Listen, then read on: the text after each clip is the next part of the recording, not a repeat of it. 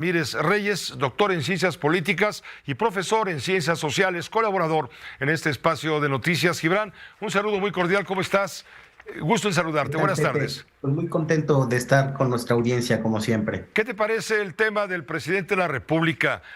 Lo que ha suscitado el anuncio dado a conocer ayer en las primeras horas de la tarde respecto a la suspensión de la gira del presidente por el sureste, concretamente en Yucatán, debido a un desvanecimiento producto de un contagio de COVID o como haya sido. Hubo muchos huecos donde hubo ausencia informativa y se generaron una gran cantidad de especulaciones, tomando en cuenta que la salud del presidente, pues es, salvo tu mejor opinión, un asunto de Estado.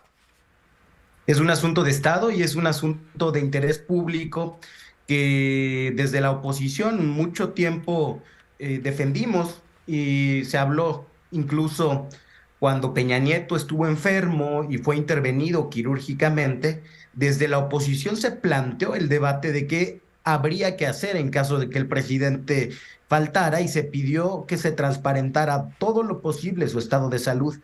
Es algo, una demanda que sigue teniendo sentido en este momento porque la transparencia más bien ha retrocedido. Lo vimos con Guacamaya Leaks, una de las veces que el presidente fue trasladado para un cateterismo que se dijo que era un procedimiento de rutina. La información real indicaba que había tenido un incidente cardíaco, que no había tal cosa como un cateterismo de rutina. Entonces, claro que nos preguntamos muchos ciudadanos si no es el caso que de nuevo nos están mintiendo. El manejo de la crisis ha sido muy malo.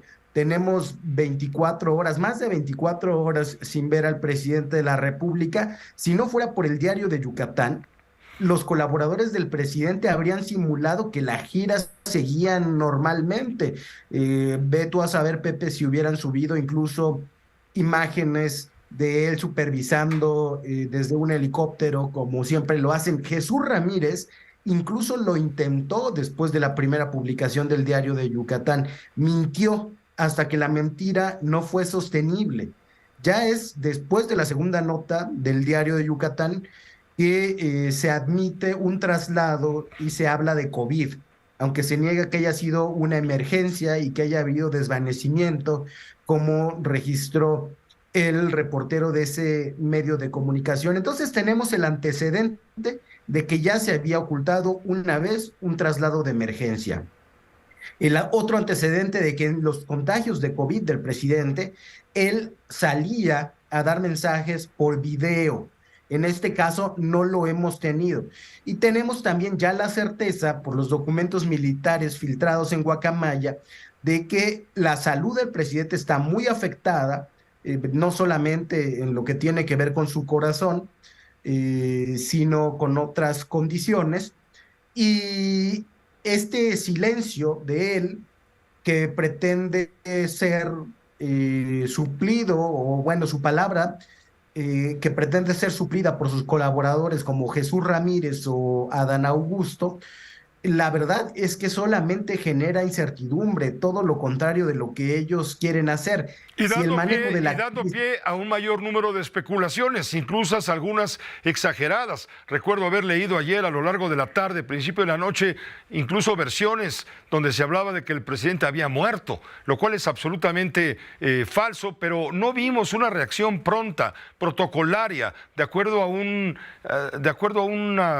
programa de emergencia para enfrentar justamente y evitar los vacíos, porque los vacíos en la información no existen, se llenan con rumores y eso es lo peligroso, ¿no crees?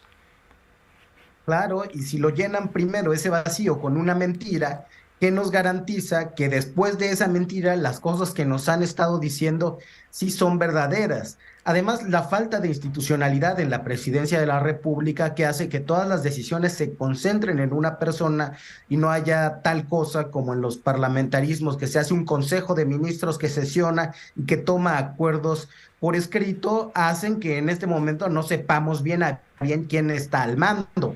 Las redes sociales dicen que el presidente López Obrador le encargó a Adán Augusto la comunicación, pero ¿quién está decidiendo todo lo demás que debe decidir un presidente en el día? ¿Qué pasó con la reunión de seguridad? ¿Tomó Adán Augusto el lugar de López Obrador en todas las tareas de gobierno? Es una serie de cuestionamientos que no se resuelven con esas sentencias tan cortas que se dan en la conferencia matutina de prensa y mucho menos con los tweets que nos dicen que ha redactado el presidente López Obrador, aun cuando ya sabemos que les llevan las redes sociales a los políticos otras personas. Y cuando él dijo que en su caso era así, una ocasión que el INE lo sancionó o sancionó a su equipo cercano por tweets publicados desde su cuenta. Se desatan los demonios de la especulación, de los rumores y falta respuesta inmediata, pronta, expedita por quien tiene la responsabilidad de mantener a la sociedad bien informada para evitar justamente este tipo de tensiones, porque es la salud del jefe de Estado de México y no es cualquier cosa, no es que, vamos, nadie desea, por supuesto, el mal a nadie, pero sí necesitamos la información para evitar justamente que haya desviaciones en la información y efectos que pueden ser perniciosos desde todo punto de vista. ¿Por qué crees tú? Tú has conocido muy de cerca cómo opera la 4T en ese sentido.